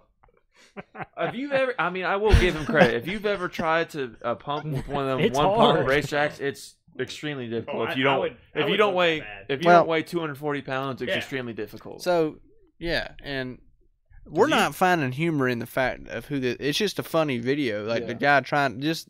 And Mondays like that. I mean, it's accurate, so it is pretty funny. I feel like it might have got taken a little out of hand, and Noah clearly didn't know the situation. I guess. I mean, he just thought it was kind of like, God dang, man, what are you doing? But that's just kind of part of it. Regardless, it is a funny video. Even Jennifer Joe Cobb said there's humor in it. It's funny. So yeah, that's that video has 62,000 views. 62,000. Wow. Yeah, there was a bunch of people. It's a funny video. Noah on Twitter, not only her, but I don't know. I feel like that's Noah Gregson's demeanor, not in a bad way. Like that's just he's kind of like a different wave. He has humor in almost every social media post that he makes. Yeah. And I don't know. I just feel like they took it a little wrong, but I could see both sides, I guess. Yeah, I don't think he meant anything by it. No. Like, he wasn't trying to make fun of whatever, but Just a funny video. Yeah, it wasn't making fun of anybody's. Like work ethic. Human, he wasn't making fun of a human. He was making fun of someone that was just like having a really rough time jacking a race car. I don't know if this was like if he could have waited like 6 months. I think it would have been hilarious. Yeah, like yeah. I don't know. It's. I want to know who took. Yeah, the I was video. about to say the same thing. They're probably like hiding in the turtle somewhere. Sure. But anyway, I guess we've kind of covered everything we wanted to cover. We've been live for a pretty good while now. We've had. Two guys with 2 big weeks coming up. Or, well, you had a big week. Stefan's got a big Thursday. So we want to start the Q&As. So if anybody wants to ask questions, we're all standing here for a few more minutes and answer any questions. But we do have to play Fortnite here in a little bit. So yeah, some people have got priority, yeah. Well, you got squad's going to go in, so yeah. We got a dub in a few knots. It's rough. Before, so Q&A is going. Y'all can ask whatever you need to ask. I know it's like kind of delayed more now for whatever reason. Some kind of Facebook deal. But Nick Payne wants to know, how do I get a Weeder hat like Brandon has on? Well, I'm pretty sure Weeder's got them for sale. They're pretty awesome. Weeder Nation. It's got a little air gauge, and I'm sure Weeder is famous amongst the short track community. Does tires for pretty much everybody. Absolutely. That's a pretty cool nice dude. hat. Man of many hats and shirts. Yeah. I'm not the greatest fan. Huh? I'm not the greatest fan. Oh. It's kind of like Kyle Flynn. He'll go with anybody who pays for pit pass. I'm kind of lost here. I'm not in the clique. Weeder's like a love or hate guy. You either like him a lot or a lot of people don't. But Weeder would fight with a stump. If the stump. Who does he work for? Speaking of that's fighting. whenever we almost got in a fight. Yeah. You come down there in our pit. Yeah, but I'm not talking about that. There's another altercation. Y'all almost got in a fight. Not with Brandon. Not me and Brandon. The team he was working with. Yeah. Spencer Davis. We got destroyed, so I went and said my piece to Spencer, which me and Spencer are perfectly fine now. Yeah, this was a long time ago. Yeah. The one that destroyed. Yeah. I mean, when you have a race car completely destroyed, like that, we probably could have prevented it, but it was just the fact of the matter. And I was pissed because we crashed a couple weeks before that, and so I went and said something to Spencer, and then said person decided he was going to try to search an altercation with me when I wasn't even talking to him, and I was actually in the process of leaving. And so, I don't know, that put a bad taste in my mouth, but I don't have any issues with him now, personally. There's other things that have happened, which I will tell you off camera. No, I got you. Speaking of fights and tire guys, Seth told me a really cool story. Well, he definitely hasn't gotten any fights. So No, it's not that. It's at the car store race Saturday. He said that some guy was pissed off because he was in his way. Said Seth got in his way, and this guy took his tire and threw it all the way across the damn tire area. Yeah, and so really, okay. Oh so man, he was first mad. of all, let me just. I don't even know who this guy is. So disclaimer: if you're watching, you're an asshole. I don't even know. Tell me how you really feel. So backstory here: we were the only late model. Pretty sure me and Zach Bringer were the only late model that only had one set of tires at the Cars Tour race. Everyone else bought 2 or more sets of tires to mock up on in practice. I didn't buy shit. Dylan didn't buy tires. He just had a set. But I don't even consider Dylan a part of this because he didn't even run the first practice. And True, I wasn't there at this time. So we only mounted one set of tires. Now, everyone only has one set of tires in the tire area, but people are mounting multiple tires, so you're carrying them out. We have one stack of tires. We laid down a blanket, and Seth has our tires stacked in 2s, left sides and right sides. This guy comes over there, and apparently we're in his way, so he starts throwing our shit. Who's he with? 54, but I don't know. Supers, late models? Supers. I don't know what number they ran then. Yeah. Matt Craig? Yeah. Oh, it was Moback. I don't know exactly what it was. But like, it was weird because he was fine with me. Like I was talking to him before that, and then him and Seth got into it. I don't know. And then of course RJ. If anyone knows who RJ is, he's on my team, and he weighs 90 pounds, but he thinks he's a 350-pound sumo wrestler. I've heard a funny story about RJ at the place he works, but we'll talk. Well, they explained this way different to me than you did. They explained it to me like some random ass dude didn't even know who he's working for, and just tried to.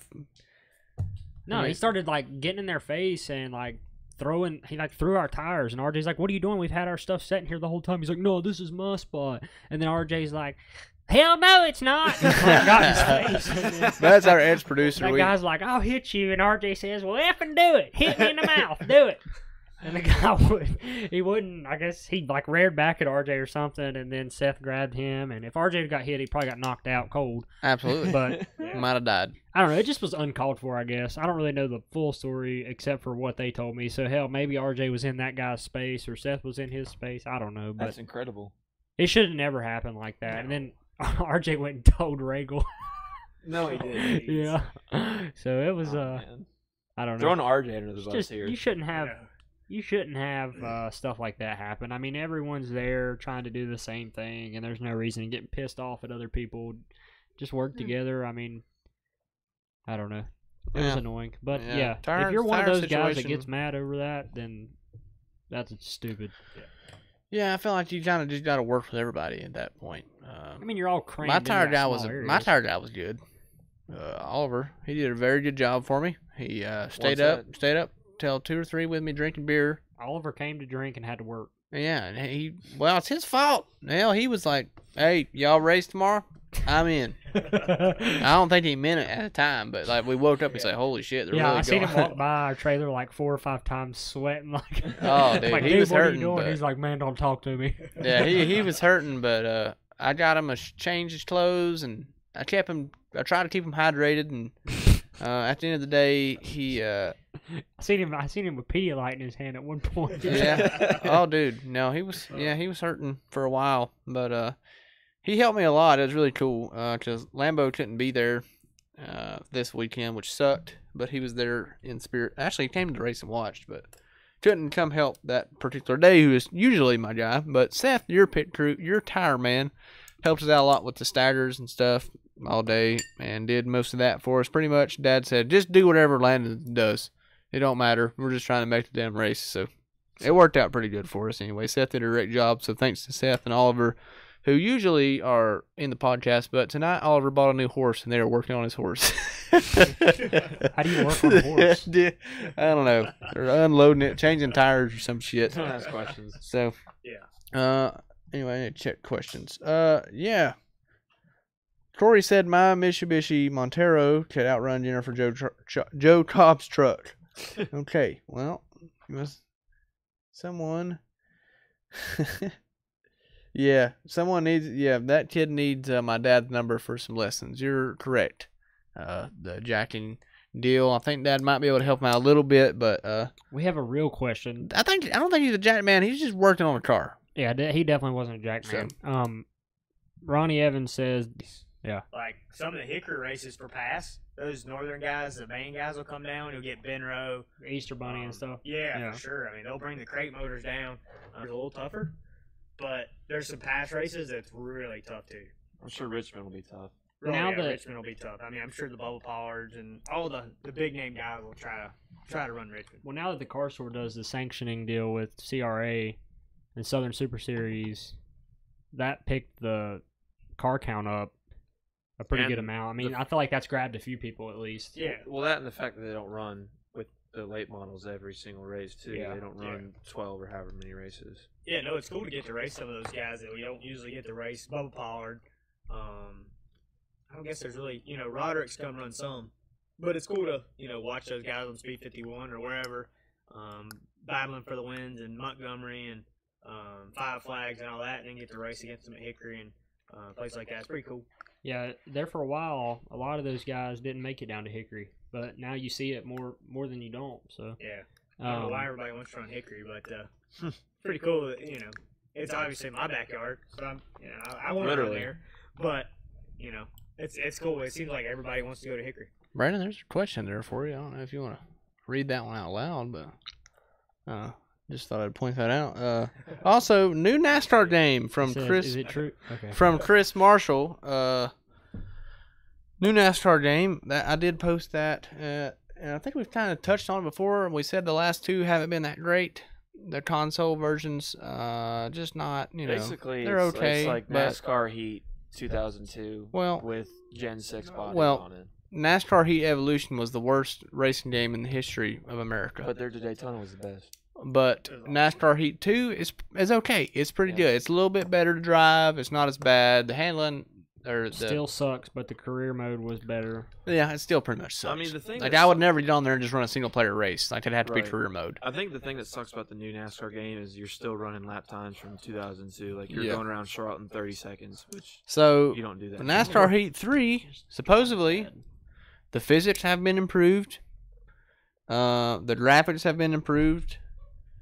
And they've also added dirt late models, which they look to me like they drive like asphalt cars. So why not put late model stocks? Yeah, why would you do that? Or K&N or something. It has no sanctioning to NASCAR. For sure. NASCAR Thunder 06 and 07 had modifieds. Yeah, I mean, but modifieds aren't like nowadays. I feel like you don't go to. I'm just saying though, like that's nowadays people that move up. Yeah, well, it was badass. But like nowadays, they should make it if they can put the time into making a dirt late model and putting all these damn dirt tracks. And dirt racing's fun to watch. Dirt racing needs its own game though. Yeah, like they need to have World Outlaw Sprint Cars 2018 again. Mm-hmm. Like they need to do that. They don't need to try to combine the shit because it just makes everything all screwed up. Because for me, it gives people the wrong impression because then they're gonna go watch a dirt late model race and think that guy's gonna be the next Cup guy. Well, he's not because he's racing dirt late models. He's trying to race World Outlaws. That's his pride and joy. But if they don't know to go watch late model races. If you want to help build the deal, I think, and I know that's going way past what they're trying to do. They just want to race on there, but still, yeah. And the only reason they did it is probably because they got the physics figured out a little bit on Eldora last year in the trucks. Yeah. On the game, so they figured, we'll just throw dirt on Dover and Bristol and make a few random tracks and be all right. So that's And I think we get spoiled so much on how good iRacing is. Oh, we compare it to iRacing, and it just. Yeah. The thing is, it's fun to be able to play a video game on console, just hanging out sometimes. Yeah, sometimes you don't want to jump on iRacing and you want to play around and, race against Jimmy Johnson. And you're trying to, I feel like, when you're playing, you're accomplishing two different things. Like, I think a good example is like NASCAR Thunder 04. You go on there and screw around, have a good time. Whereas if you had NR 2003, you go on there, kind of try to take it serious and, Oh, yeah. Yes, it's crazy how different each one of them are. But hopefully they do good with it, man. I wish that the game would focus more on short track racing, as in super late models or even if they did street stocks or something. I mean, I would be more fun. I would have more fun like that. I don't expect them to add all these short track race tracks, but a couple would be nice. So, thoughts on that? I don't know. We'll see. I'm not gonna get my hopes up. I ain't gonna pre-order it. I'll buy it, but I ain't. I'm not like I'm dying to play it. Wow, I hear Niagara Falls. Landon, you all right? Evidently, the flow slows down at the age of 22. Oh, Jesus Christ! So that went downhill quick. So we didn't even get him smiling. Give an explanation. Has it gotten to a point? Okay, so flow does not slow down. It's flow slowed down. So, guys, Waistband too tight. If you're ever pissing in the toilet, and you pee in the water, it obviously makes a sound. But if you pee on the edge of the toilet, it clearly doesn't make the same noise as the water. What do you do? Pee on my lid? No, not on the outside. I know. I understood. He was in the, after he was done, he was in there thinking, "How am I going to spin this? Yeah. How am I going to make this better?" Bathroom than it is? education here on Windshield D. Yeah, well, you gotta learn. There's certain places you can and cannot piss. Where there's a will, there's a way. I will say. Landon just went there and peed all over my lid. Yeah, somebody needs to get the ST20 off the bar there and take it in there. It's a episode tradition. Mm-hmm. We always like have some weird stuff at the end. Yeah. But we are about an hour and 30 in now, so I guess it's kind of winded on down. We covered everything from Stefan's big week. Almost said wreck. No. I meant from the past race. No, you're good for Bristol. I'm talking about in the past from whoever that guy was that chopped you off and then tried to kill himself. That was a good save right there. Yeah. No, I'm with you. So Stefan's big week, including Bristol coming up. Brandon's Heroics. That's a cool title, ain't it?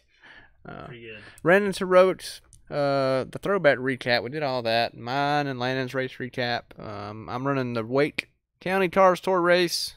Go out there and try to see if I can keep up with some of them guys. Just to have some fun at the end of the day. Grandpa's on TV. That was cool. Talked about Pulliam's deal with getting. Well, it's not Pull. I mean, it's his team. So yeah, but the whole DQ deal at South Boston, the gray area, whatever.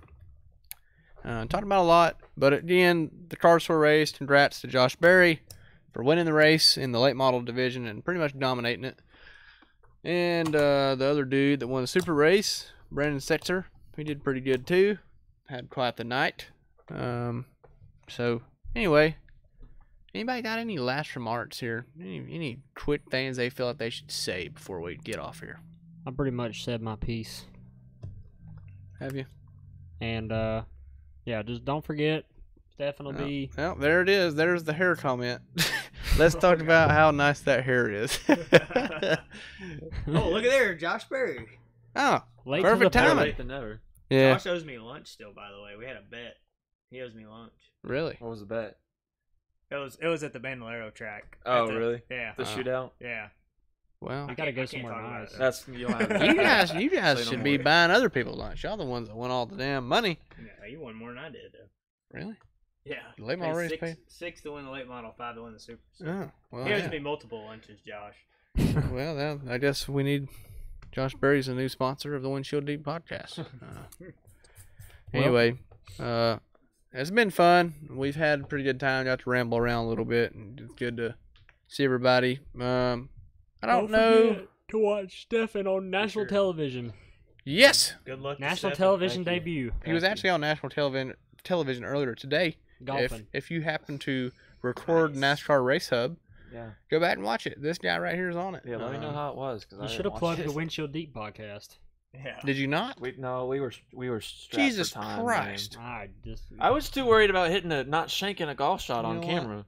To be completely honest with you. Yeah, I know, right? That would have been. It would have been more realistic. Yeah. Plus the windshield. That ball just went windshield deep right there. Yeah. Speaking of windshield deep. Yeah, exactly. Are we playing golf Friday? Yes. Friday evening? Are you coming to play? If you postpone the time a little bit, I might make an appearance. What do you mean? I don't know. I'm not gonna make 9 o'clock. I ain't playing early. I'm playing what Landon- Why would that's we not what Landon play at said. like 9 Oh or no, 10? I'm not playing early. I'm not playing on at like Friday. 1 o'clock because then we finish freaking. All right, well, Sundown. eat shit. Me and Steph will go play. Why don't we play like 10? Cause he's racing Thursday night. Hopefully, as long as we make the well, race. Well, 10 o'clock that's more than okay. We will discuss and we will figure it out. This is not you know what? not the right place or time. Nor the place nor the time. I don't know. Can we end this so we can? Yeah. All right. Anyway, thanks Brandon. Thanks Stefan for coming and hanging out. Nick, thanks for hanging out and being our moderator tonight. You look comfy. Looks real comfy. You done good. Looking good over there. Do you not even want to come on the camera? You don't want to come say hello? Come on, Nick. No. You're famous. God Nick, dang you it. fart? At least come say goodbye. Come on, Nick. The famous Nick. Yeah, tell Hold on, let's he's see- got to let's have see the whole frame. Nick we is Sauce Boss. Nick works for Sauce the Boss. 13 at Thorsport. What do you do there? I am the, jack of all trades right now. Oh, so you're the shop Yeah, bitch. so I do everything, kind of. Tires this weekend, so. This is brakes on the front. nah, never mind. But I'm showing off my new Maya Snyder t-shirt. Sauce Boss. Thorsport.com. That's You can buy catchy. these. Yeah. Thorsport. That is a So- cool. Thorsport.com. If you want a Nick Payne special sauce ball shirt, please Mhm. go to Mike Snyder's page on Thorsport.com. Yeah. And you can buy them. They're nice. They are nice. Should've You got get you to one. design them. Sorry. That's okay. I've been doing all sorts of crap for all these dumbass late model drivers, trying to get all their shit together, including my own. Do I get to play golf with you? If you Absolutely. want to, absolutely. I haven't played golf since 7th grade. He looks like he hasn't played golf since 7th grade. If Brandon goes, I'll go. How do you? Brandon, playing golf Friday. You I in? know where- He's in. he can't. Oh, he's coming. All right. Well, anyway, it's been real. It's been fun, but it ain't been real fun. Actually, that's been real fun tonight. I got to hang out with all my buds. Y'all know the drill. Thanks to MPM, McAllister, Precision Marketing, One Designs, Blondie's, Dexter's Detailing, Carolina Custom Golf Carts. Remember to live every day like it's Saturday. Thanks again for everybody for hanging out. We'll see you guys hopefully next week. We got Metro Wake County picks and all that. Yeah, hopefully next week. Yeah, so anyway, we'll see you guys next week. Thanks for joining again. Follow along and all this stuff down here. See y'all. Peace.